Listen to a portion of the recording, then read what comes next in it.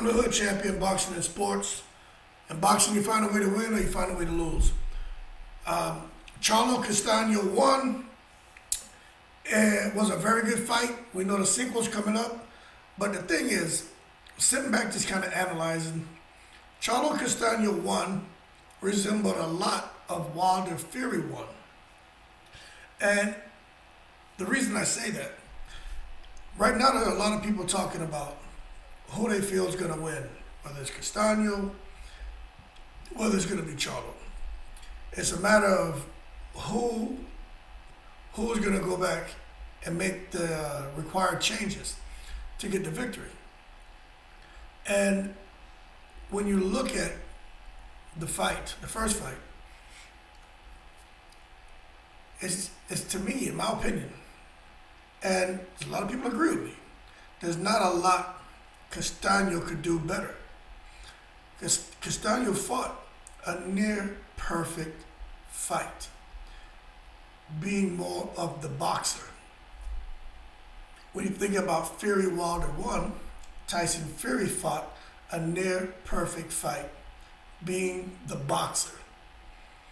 When it comes to Jermell Charlo, he boxed, but he was more of the power puncher in that first fight with Castano. He hurt Castano. Castano buzzed Charlo, but I wouldn't say he hurt him. But Charlo hurt Castano. Surprisingly, he wasn't able to get him out of this. A couple of times he had Castano out on his feet. Kind of like with Deontay Wilder and Tyson Fury.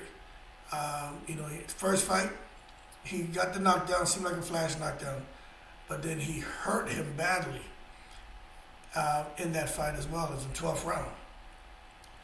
And when you think about it, Charlo is the Wilder in the fight, Castano is the Fury. So when you look at, okay, with Tyson Fury, the question was, what can he possibly do different? The way he boxed, on his toes, light on his feet, looked amazing. Didn't think there was much he could do better. With Deontay Wilder, it was like, well, there's a lot of things he can do better. He has to work on something more than just the right hand. Well, he threw the left hook in the first fight, but they felt that he was just a one-trick pony, and he's the one who would have to go and make all the changes, all the adjustments to improve his chances on getting a win, that giving him a better chance of winning the fight, where there wasn't much Tyson Fury could have done. He fought at his best, near picture, perfect fight, and he still wasn't able to win. He can't do anything better, but Wilder can going into the second fight. Wilder should win with no problem. It's not what happened.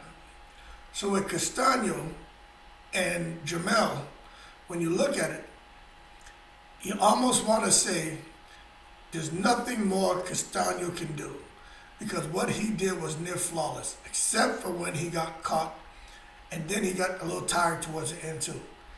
And you look at Jermell, you say there's a lot of things he can do better, because we're not used to seeing him in that position. Tony Harrison made him a little uncomfortable with his boxing, but we saw what happened in the second fight. I don't think that's what we're going to get necessarily going into the second fight with Castano. I do think Jermell should win the fight.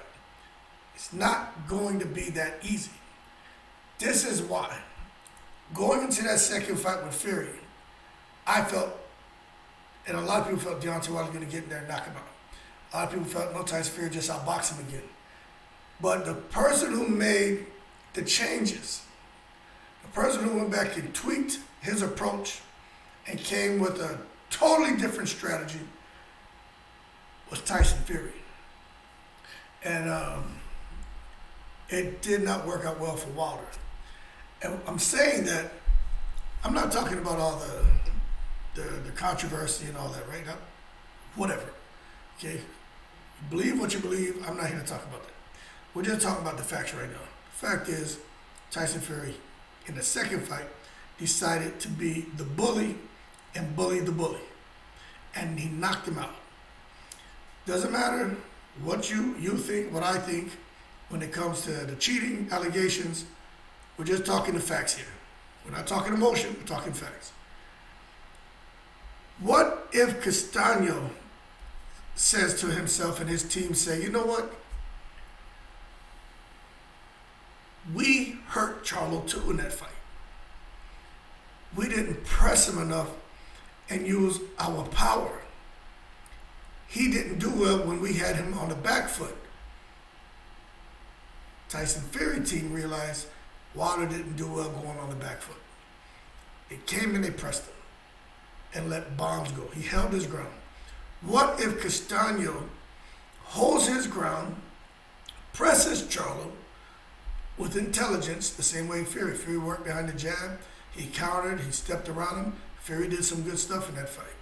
What if Castano works on a game plan that enables him to get in there with Charlo, push him back, and let his shots off, power shots, and then all of a sudden now we have Charlo getting knocked down and knocked out.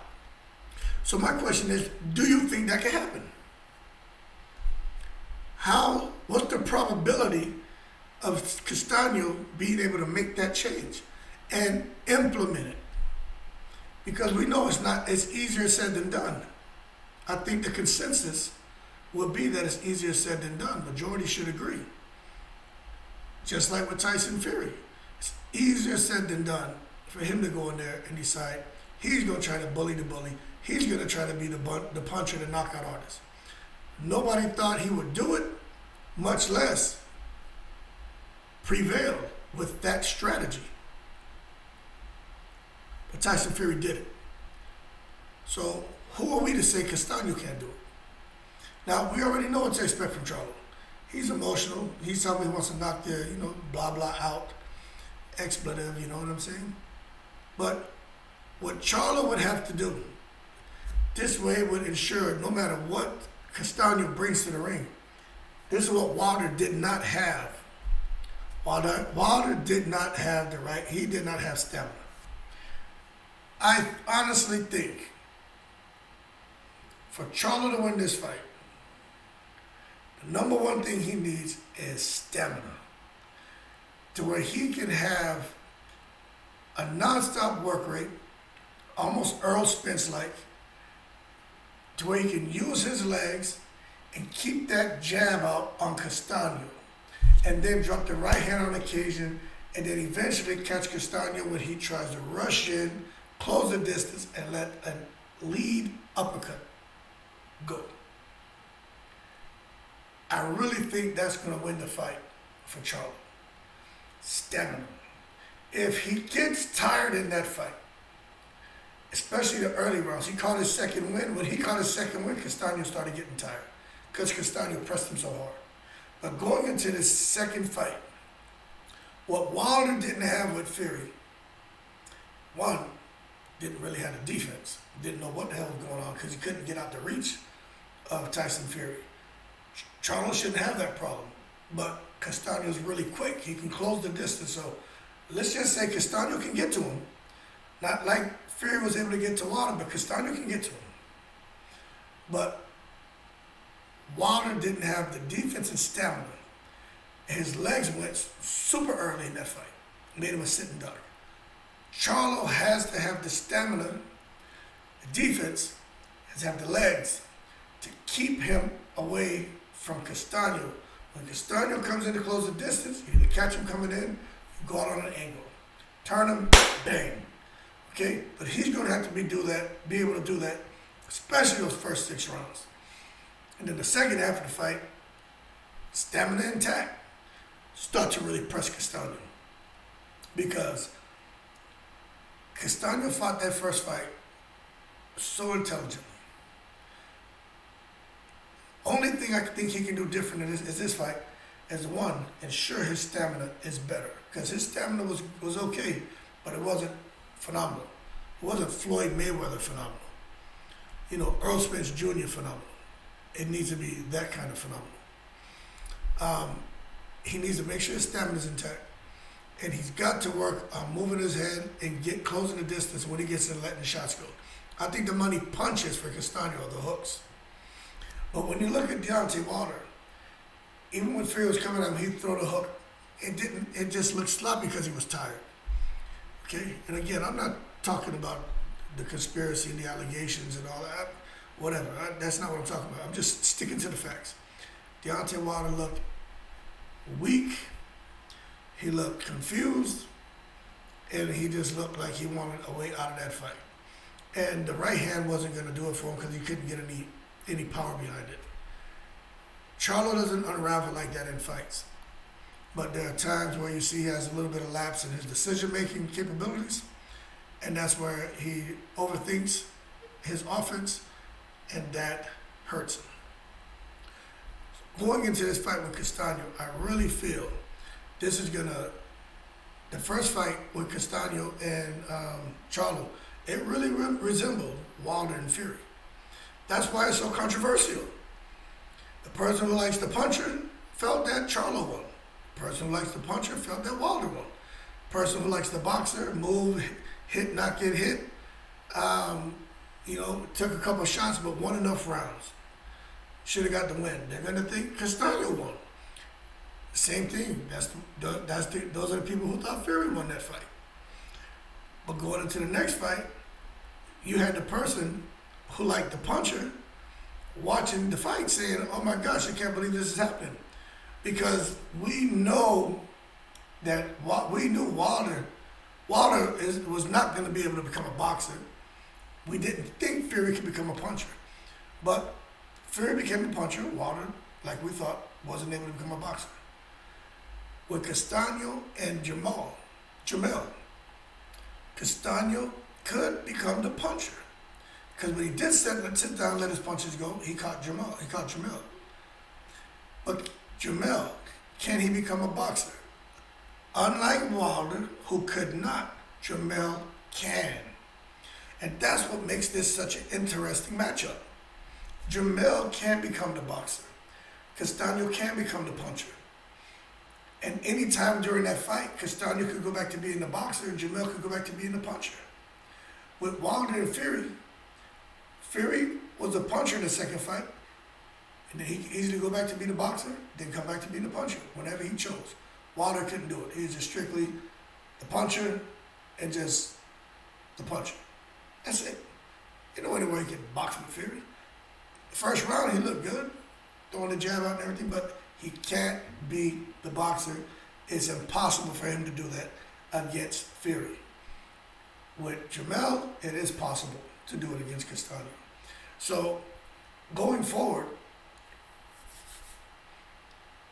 and I'm excited about this fight. The people of Argentina, I think, may be in for a pleasant surprise if Castano can implement his game plan. And I think the people here stateside in Houston, and I think we know Jamel is passionate, and he wears his heart on his sleeve. But I just have a feeling Charlo is going to, and Derek James are looking at this and saying, we have the reach advantage. We have the power advantage. So let's not get in there and be foolish because we can get hurt. Having that reach advantage and height advantage is good unless you don't use it intelligently. If you sit there, stand there tall with the shorter man and he's coming over with those hooks, all he has to do is get in your chest. Because once someone puts their face in your chest, they know where your head's at. Castano didn't need to look up to see where Charlo's head was at. If he's here in his chest, right here, you know the head's up here. So when you come down low and you come up real quick with those hooks, even if it's a jab and you come around with an overhand and then back with a hook or uppercut, you know where the head's going to be. And that's what's going to make this fight so interesting. I think Charlo and Derek James will come up with a really good game plan, and I'm sure they're looking at that.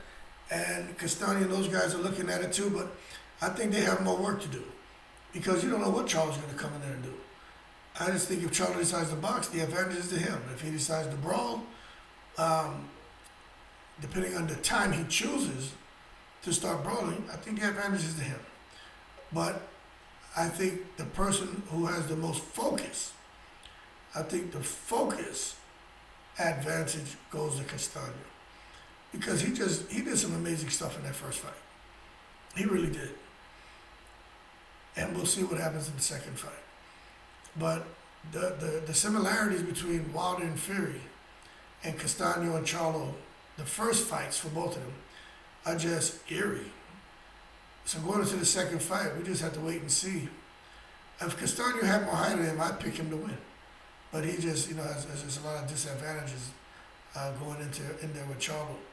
But if Castano was the same height, Charlo would be in trouble. But I just don't think Charlo's gonna. He has something to worry about, but not the type of worries like if they were the same, equal in all areas as far as dimensions. But we'll see what happens, man. The fight's on the books to happen 14 May. Looking forward to it. That's right around the corner. It's actually a couple weeks before Tank and Rolly get it on. But leave your comments below. Let me know what you think. It is hard for me to say Castano doesn't stand a chance. It's hard for me to say that. Castano stands a big chance of winning this fight. That's why I wanted to give you this analysis and break it down so you can kind of give you a peek behind the tent flaps as far as how I see this fight playing out. And I really think it boils down to who makes the proper adjustments, but who's able to implement it. And this really boils down to like Tyson Fury and what he was able to do. And it's going to boil down to what Castano was able to do.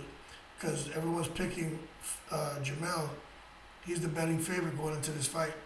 But they're not saying with all the confidence in the world that Jamel's going to win. And I think even Jamel knows this is not an easy fight. Real recognizes real. When you get in there, even if you go outside and you have a foot race with somebody, if you beat them, but if they stumble a little bit or they, it was really close, and you when you see him, you'll tell people, hey, that guy's fast. Same thing in a fight. Hey, man, leave that one alone. That one can fight. Even if you got the best one, be like, that joker can fight. And that's how it is with here. Jamel knows that guy can fight. There's a reason why he got hit a lot, because the guy can fight. He got a high IQ. He knows where to be. He has this freak-like instinct nature to whenever you touch him on his glove and he catches, to just let his hands go. And I think that caught Jamel off guard too. The punching power of Jamel, I think Castano felt he just throw the high guard up and just keep walking him down. But I think Castano realized, especially after he started getting buzzed, like, okay, I can't do that. I have to jab, I'll work him. I can't give him a chance to set his feet and let his hands go. But we'll see. I think stamina is key into the second fight. And then it's just a matter of Castano closing the distance and Jamel keeping him on the end of his shots. And when he gets the opportunity, shoot that uppercut and then close the distance. And that's when he starts to drop those vicious hooks, stepping out on angles and just bullying them. But he's gonna have to time all that just right. Because if he misplays any of those engagements, Jamel's gonna be in bad shape. But anyway, leave your comments below. I enjoy reading them. I try to get back to everyone who posts something. Hopefully we get this channel up to a million. Get a million subscribers. Then it may be hard to reply. But right now, all I can, let's keep it going. I enjoy the dialogue. Like and subscribe if you enjoyed the video. Please subscribe. I really do appreciate it. Shout out to all the veterans. You guys keep safe. And as always, I'm in the breeze.